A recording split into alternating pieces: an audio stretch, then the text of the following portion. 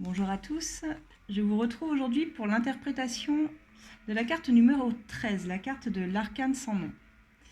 Alors l'arcane sans nom, eh bien, celle-ci aussi, tout comme le pendu, c'est une carte qu'en général on n'aime pas vraiment dans un tirage. Et pourtant, c'est une carte qui est d'une puissance incroyable, cette carte. Cette carte me fait d'ailleurs penser au signe du Scorpion, je crois qu'elle est reliée au signe du Scorpion. C'est-à-dire c'est le phénix qui renaît de ses cendres. Hein, la carte de la mort, il ne faut pas la voir comme la mort physique de quelqu'un, c'est pas ça, le message il n'est pas là, personne va mourir. C'est juste qu'on finit quelque chose pour entamer quelque chose de nouveau. C'est une carte de renaissance, la mort. La mort, ça nous dit que rien n'est éternel, en fait tout se transforme, c'est vraiment ça. En fait, elle nous dit que ce qui appartient à la terre également retourne à la terre, ce qui appartient au ciel retourne au ciel, chacun selon son espèce. C'est symbolique, c'est quitter l'ancien pour réaliser quelque chose de neuf, c'est aussi récolter ce que l'on a semé.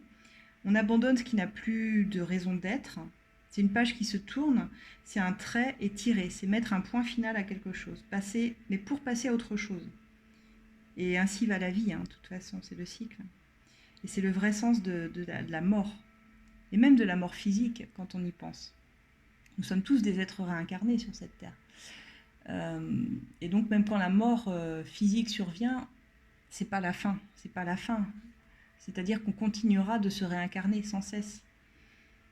Donc la mort dans votre jeu, elle annonce forcément un changement qui va être radical, hein, un tournant radical, décisif sur lequel on ne revient pas. C'est la conséquence ou le résultat d'actes qui ont été posés, l'arrêt brutal d'une situation, de toute façon, mais qui doit se transformer. Hein. Ça peut être aussi pour un profit, quelque chose de beaucoup plus bénéfique en général. Il y a un avantage qu'on va obtenir grâce à cela.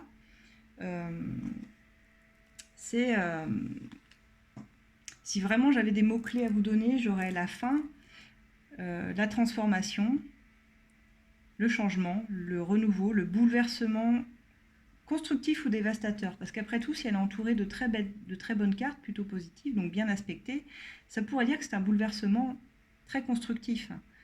Un besoin de recommencer, vous voyez, complètement en abandonnant le passé, quoi, les schémas du passé. C'est vraiment ça. Si on en finit avec quelque chose, c'est une carte, il faut la voir comme une carte d'avancement de toute façon. Besoin de rénover quelque chose également, donc si vous l'avez dans un tirage, je sais pas, pour de l'immobilier, ça pourrait vous dire...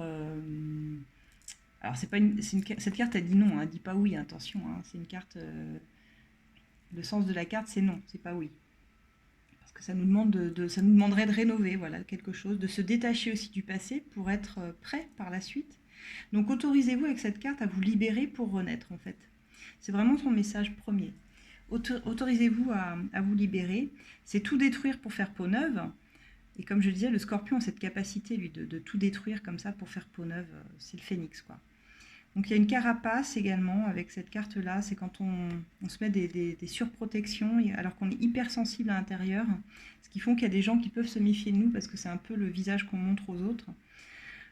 Cette carte nous parle de couper des liens, les mauvaises herbes, d'arracher les mauvaises herbes en gros.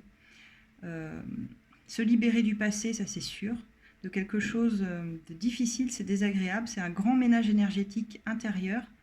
Ça peut être la fin d'un couple, d'une histoire qui va générer une transformation. Et cette carte, elle apporte forcément un brin de tristesse de constater qu'on n'était pas dans quelque chose qui nous convenait. Vous voyez, s'il y a rupture, c'est ça. Mais parce que de toute façon, ça ne convenait plus.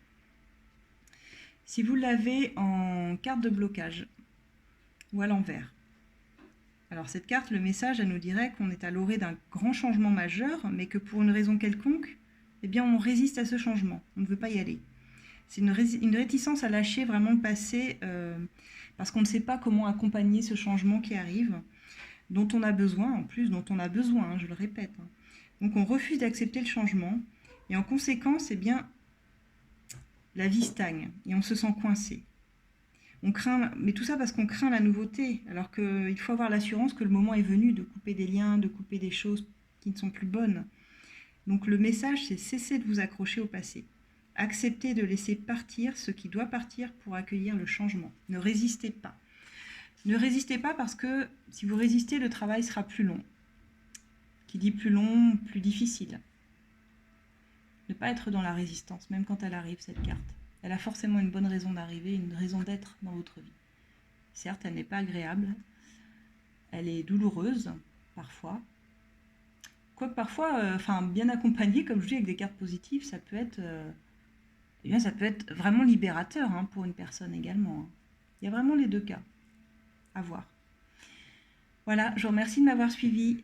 Je vais continuer sur ma lancée, continuer à vous présenter des autres arcanes majeures.